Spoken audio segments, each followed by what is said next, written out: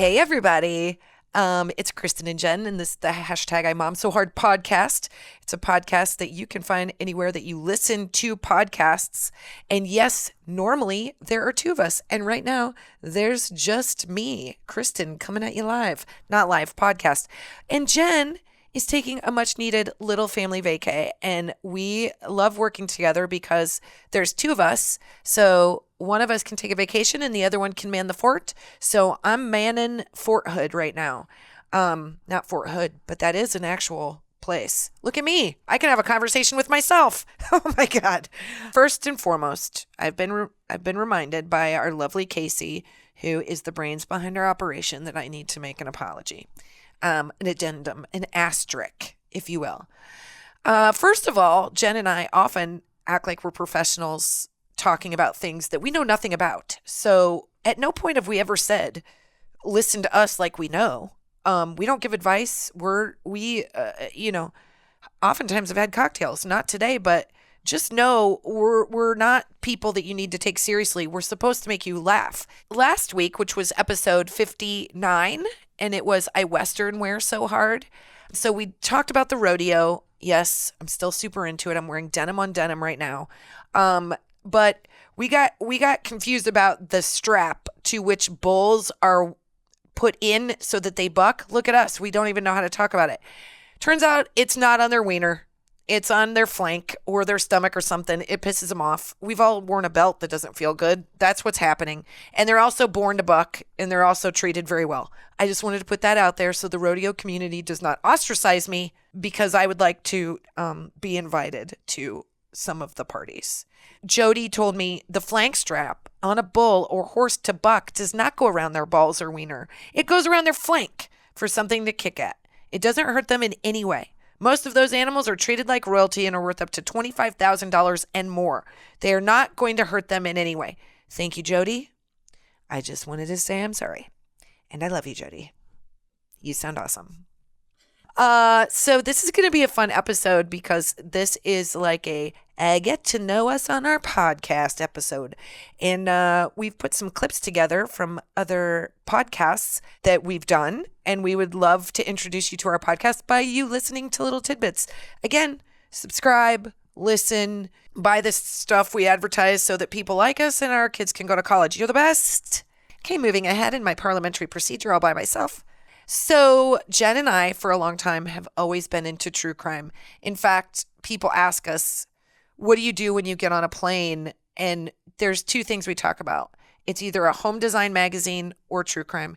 And sometimes people have found that it's hard to get us back on track to anything else. Like we've been asked to leave a plane one time because we were very into a couple episodes. So yeah, we love true crime.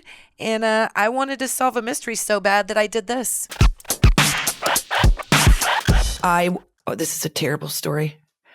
I was convinced that someone that worked at the Central City Mall was a woman who had amnesia and did not know where she was. And I thought this woman was her. So I called the Unsolved Mysteries hotline and I reported her as the missing woman from the episode who had amnesia. And they said, how old are you? And I said, I'm 9. And they said, well, do your parents know that you're calling? And I was like, I didn't say this, but I was like, hell no, Terry freak. And so they said, go get your parent, call your local police. Like they were very nice to me, but they were like, basically, we know you're a kid. They must get a lot of kid callers because I was like, I'm about to crack this shit open. Welcome to my first solved mystery. That could happen. That could literally happen. I mean, that didn't happen. It didn't happen. But no. Kristin, I don't want you to be embarrassed because my mom one time thought my friend Laura's husband had been married to my stepsister. And I was like, that is the worst. Like you spent how many Thanksgivings with the guy? Like that's so it happens. Well, to end this story in not a glorious way, the woman did not have amnesia. And my mom was so mad because I had been following her in the grocery store for many days when we went just to do some recon and take some notes and figure out like if maybe she was, this is before cell phones, by the way, because I would have just snapped a picture, but I was doing like drawings of her and she was a longtime resident of the town and Knew who she was. Yeah, oh my God, I'm such a bad. Anyway, She'd had a hard life and you were bringing up had a hard memories. Okay. No, she was a very sweet person who I totally misidentified, and I learned a strong lesson at that point. And then my mom was like, you can't, well, you know, Terry, that I cut to 30 minutes later of her tearing me a new one. Like, she's like, you can't just call the police. But I wanted to be a part of one of those updates more than anything. But I could also see Terry, God love Terry. I could see her being on like an after the fact Unsolved Mysteries going like, yeah, that guy was our mailman for 30 years. And not if it would have been he me had blood calling on his pants sometimes, but not if it would have been me calling. Nice. She would have been like, I'm still on the fence as to whether or not this is true. She has a very like big imagination. Terry would not have been on board if it wasn't her idea. Well, you know why I'm so into murder. And it's not. It's real. It's real. And I have to make the caveat that like, I hate violence so much that I used to make my husband watch episodes of Boardwalk Empire and Game of Thrones first to make sure that I could handle them. So I grew up in Bellevue, Nebraska, and there was a serial killer of children in the town that I grew up in. Yes. Yeah. I know that. I know part of this story, but I forgot that it was kids. Ugh. God. Yeah. No. Which makes it worse. Like it makes it worse even now. I know. I'm going to save you a lot of the details. Please. But I was very young when this happened. They did catch him, but it like, if you are in a small town and something like that happens, every part of your life is connected to it in some way. Like you map out your life in relation to when that happened or like what was going on. And there's so many like things that weave back into my life that like, so just the long and short of it is that there was an airman stationed at the air base, Offutt Air Force Base. And for sure, he killed 2 kids that were my brother's age. Oh, like he was like a scoutmaster. Like it's the most hideous, fucked up story you've ever heard. Yeah, those scout groups. And then he killed people back in Maine, where he was from. Freaking Cabot Cove. Where Cabot Cove. He lived in Cabot Cove. He lived in Cabot Cove. God, I can't joke about it. I can't even joke about it. I'm sorry. I'm uncomfortable. I'm not joking about it. When I get uncomfortable, I say inappropriate things. We should know that about my personality right now. I am by no means otherwise I won't know what to do with myself. I know. I have to get the like real deal part of it out, which this is, I don't know if this is funny, but there's oh my God. So he committed his last crimes in Nebraska, which Nebraska does not take any shit when it comes to the death penalty. They're like, we are going to do this. So he did end up getting the death penalty in Nebraska. But because the boys were my brother's age, I went to middle school with one of their sisters. Like it was such a part of my life that I don't know if I would have even known what a serial killer or murderer was until I was much, much older if that hadn't gone on.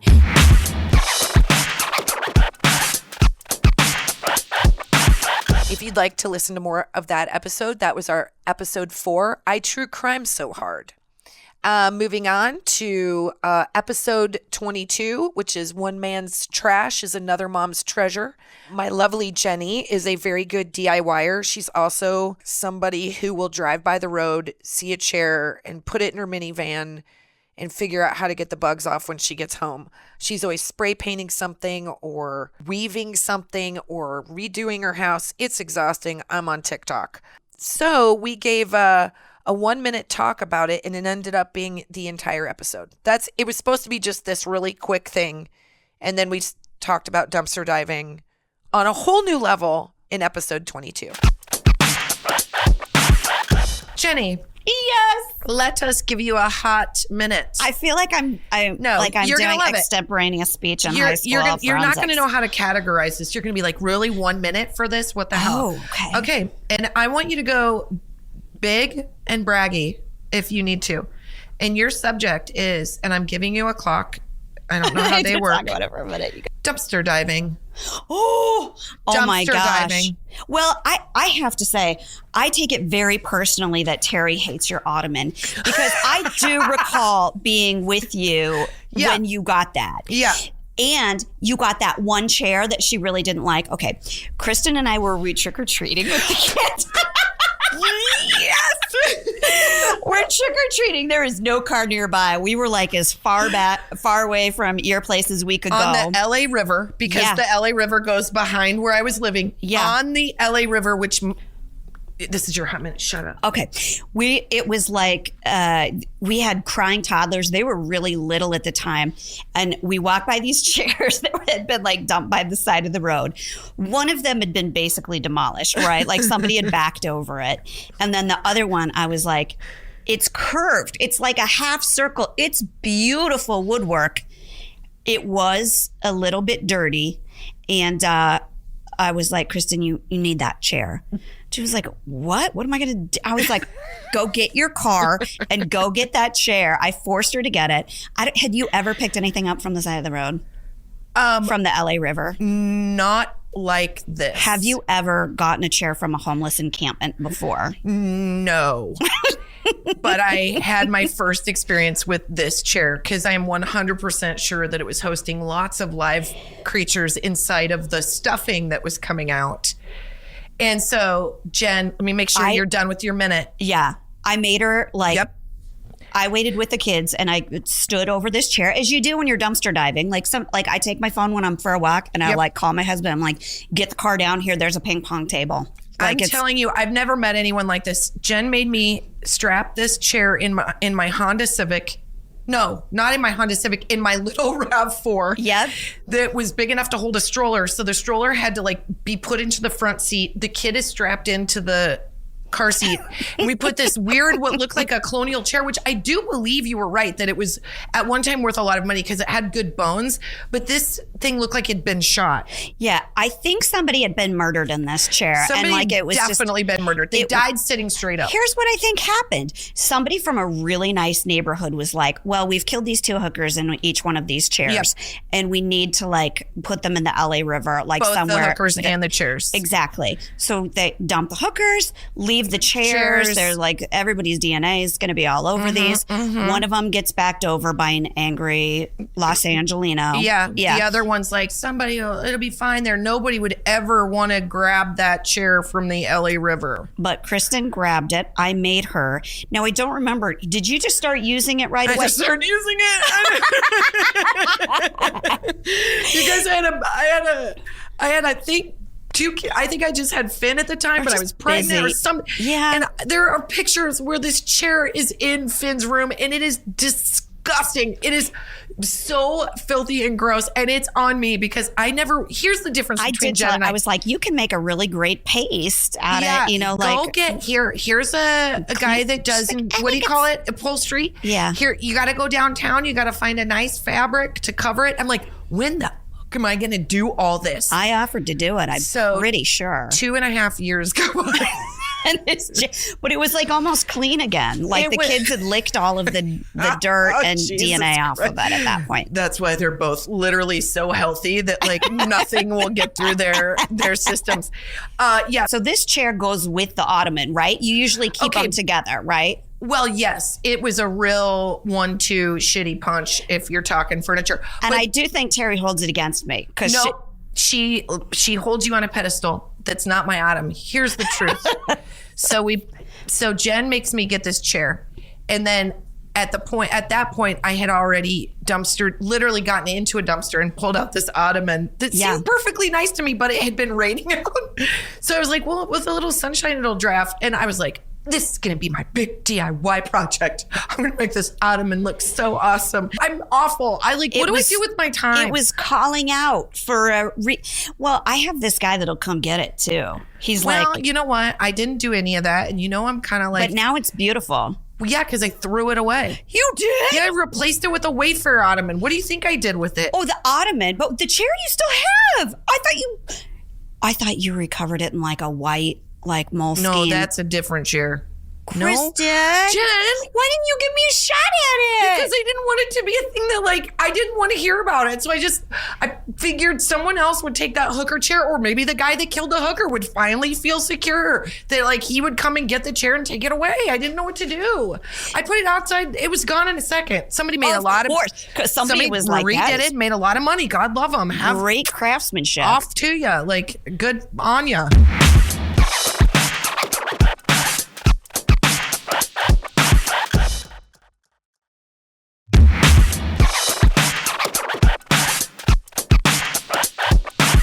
In the episode 29, my goop responds to music. I went ahead and relived a time when my parents really enjoyed music. Sometimes I think it made them amorous, which I did not want to be a part of. Nobody does. So my dad listened to all these. He had this crazy stereo system that would boom the whole house. He had if he was playing the Star Wars album or something, it literally shook the house. And I love it. He had every style of music. There would be a new artist that came out on the radio. He would be like, yeah, I don't like those Backstreet Boys. It's all electronic, if there was actual musical quality to it, then he would enjoy it. He would listen to it. And so when he'd always buy albums for us. And about age 9, when my brother was in middle school and started playing electric guitar, I got really into heavy metal. Really. As you do. I mean, it's weird that you were that young. I'm not going to judge you. I was definitely listening to the Oak Ridge Boys and carrying along with whatever my parents wanted me to listen to, which was generally the country western of the time or throwback to the 60s and 70s. There was definitely a lot of the Barbara Streisand Memories album was a huge part of my life during that time too, because it was my mom would be like, put on my album on Friday nights, but she'd kick off her shoes and my God, have her wine cooler. That makes perfect sense. I remember she never had a wine cooler, by the way. She never. Barb never. Should have had a wine cooler, probably, but she had. Totally. But she had her music, and Babs is a good one. But I remember when I was growing up, my parents, they weren't an aficionado like your dad. They just loved the music of their time. So they had these songs, and I'd like to call them the sex songs because I always knew something was up.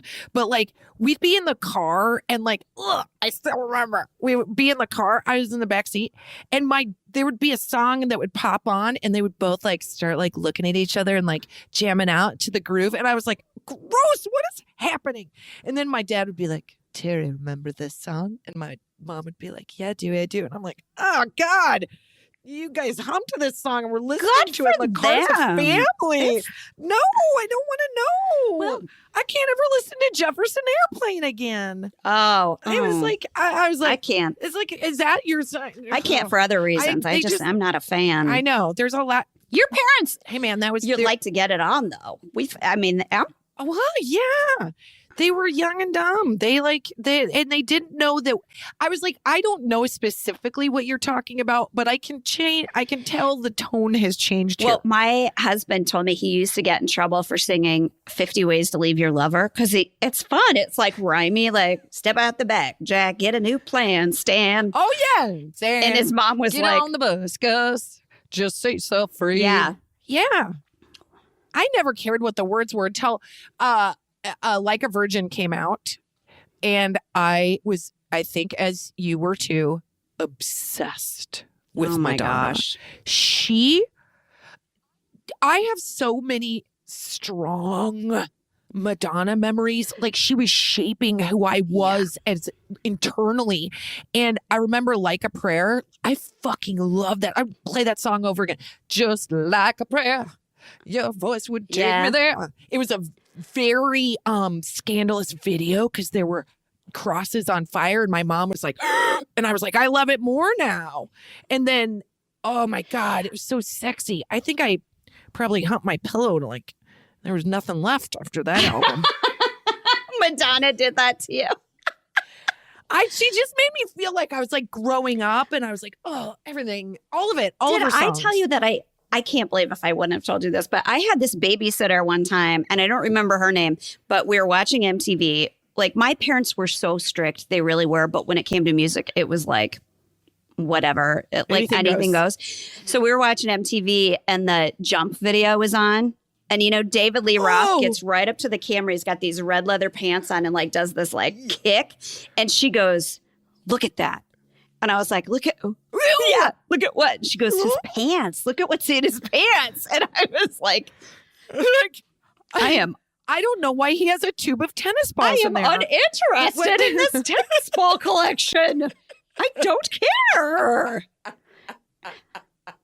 Why is he carrying a flashlight in his pants? I don't understand. You don't jump when you have that kind of equipment in your pants because you can't get hurt. You're too heavy. I heard this. Too heavy. Stop.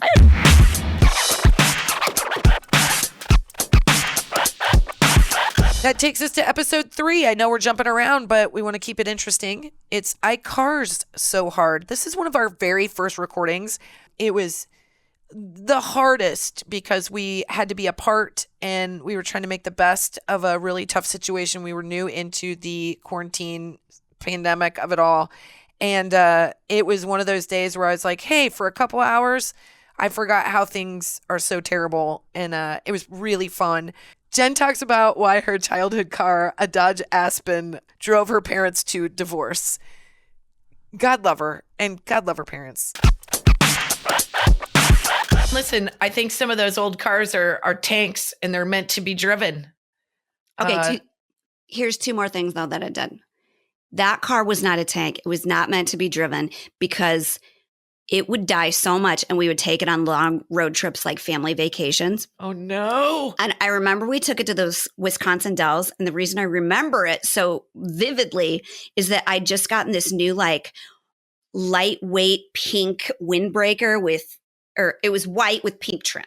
Oh, and I got to pick it out. I loved it so much. And we brought it because we were by the water and it might get cold at night. So we went to like some fish and chips place for dinner and then go out to the parking lot and the car won't start. The stupid Dodge Aspen wagon won't start.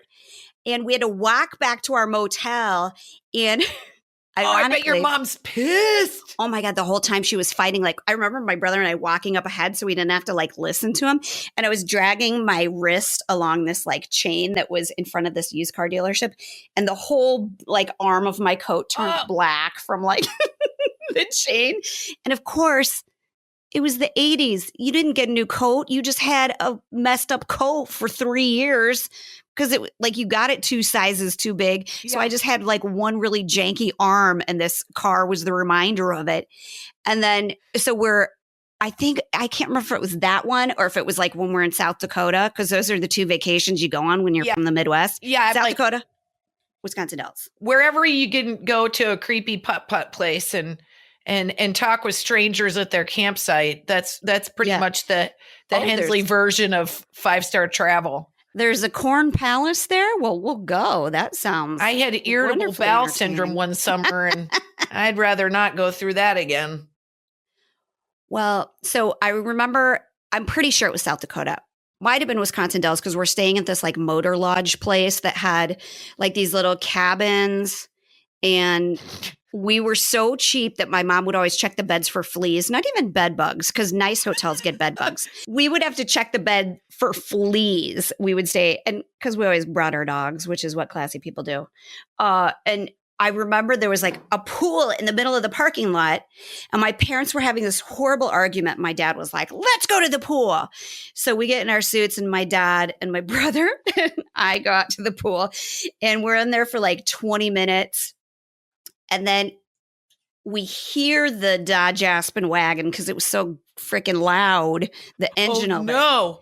And we see my mom like driving through the parking lot, like angry, like her hair up in a bun, not even looking towards the pool. And it was like so ominous. I remember I was like, Dad, is she coming back? And he was like, yeah, she's coming. Like he didn't believe him. Like it seemed like that was He's it. like, That was TBD.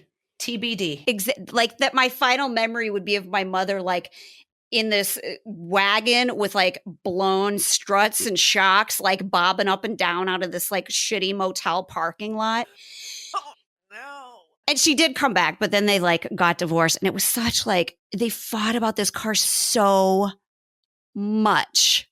Isn't that weird that this car becomes this like talking point for a divorce? I think at that point you're like, I just want something that you want. It was that neither one of them would budge. It was like she was not going to drive that car. She didn't want the car. And he was like, I'm not going to give up on this car, which was a really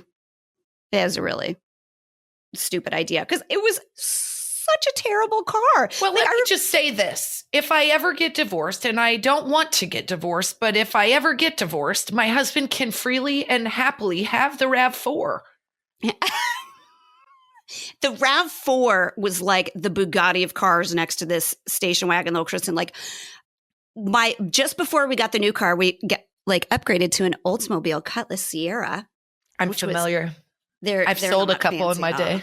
It felt like the fanciest car you could ever have. But before that happened, we were driving out of the Kmart parking lot, my mom, my brother, and I, and she hit a pothole and all of the hubcaps flew off. All of them. All four of them flew off. And I remember because I had to race across the parking lot to go retrieve two. And my brother had to get the other two because we were going to try and trade it in for something. Oh, no. It was awful. But I bet you had like the pick of the litter because your dad sold cars. So you could have just that's what I think I should have had, Jen. Thank you for bringing that up. You should have. No, I did not. Let me explain something to you. Dewey Hensley Motor was the name of my dad's car dealership. Nowhere in that title was the word Mercedes or Lexus. Okay? If there was a Buick or some version of a old like Chevelle, my dad sold them. And here's the thing. My dad would say, he'd go, hey, Kristin, go ahead and drive this car to school and back today. And I would think, oh, that's fun. It's a different car. I'll drive that to school today. And then it would break down and he'd be like, yeah, I just needed to see what needed to get fixed on it before I put it on the lot. And I was like, I'm just wondering at what point I am a factor in this car. The fact that I'm in there. And I honestly didn't care because against that Midwest attitude, you're like, so what? I'll go to the neighbor. I know everybody. I'll go knock on their door and my dad will come pick me up, which I did literally all over Highway 14.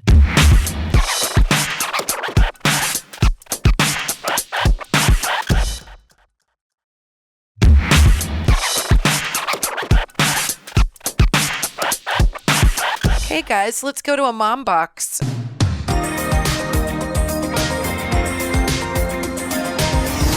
This message really speaks to me. We were talking about midlife crisis and what it means when you're a woman. Like you're not buying a Corvette and, trying to hook up with young girls. Or maybe you are, but that's your journey.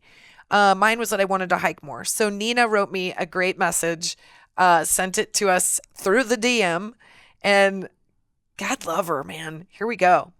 I just listened to your podcast about midlife crisis, and I loved it. I just wanted to share a story with Kristin since she mentioned she wished she had done more hiking in her 20s. I did a lot of hiking back in my 20s. I'm 39 now, happily married, 2 kids, and one incident in particular jumped into my memory while listening. I once went hiking with a friend, and we stayed in a trail hut overnight. While there, I got very drunk and made out with 2 different hot hikers in one night. They're not at the same time. That night was the peak of my 20-something sluttiness, and while I'm slightly embarrassed by it, I'm also kind of like, damn girl, go get him. Anyway, I just thought you'd find that funny. Thanks for all the laughs you've given me this year. Listening to your podcast while stuck at home has been almost like hanging out with friends. I love her.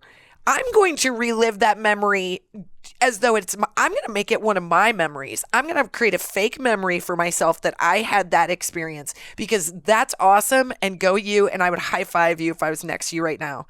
That's fantastic. So if you're excited to hear the episode that Nina's referring to, it is episode 56, I Midlife Crisis So Hard. And I'm going to enjoy listening to it again, because I'm going to convince myself I was a young hiker that made out with two hot guys. Okay, so I've got another mom box, and I'm just going to read it while I'm here. Am I talking 1,000 miles per minute? This is why Jen's great, because I talk so fast, and then she's like, nice and steady. Lindsay wrote, today, I'm so glad the actor Hardy and the t-shirt Hardy thing was discussed, because 100% thought they were the same person. I've thought to myself, good job, t-shirt man. You really branched out with your career, but never had any interest in looking him up because I thought it was a t-shirt guy. Thanks for making me laugh every Tuesday morning. That's fantastic. I almost don't want her to know. I just want her to keep thinking like, Tom Hardy, well, God, he's such a hard worker. Not only is he a A-list actor, he's got a really nice t-shirt company on the side. What else does he do? Is he a gardener? That's fantastic. Oh, gosh. You guys, the mom boxes are our favorite thing ever. Guys, I'm going to keep going. I have a hot flash. Hot flash, hot flash.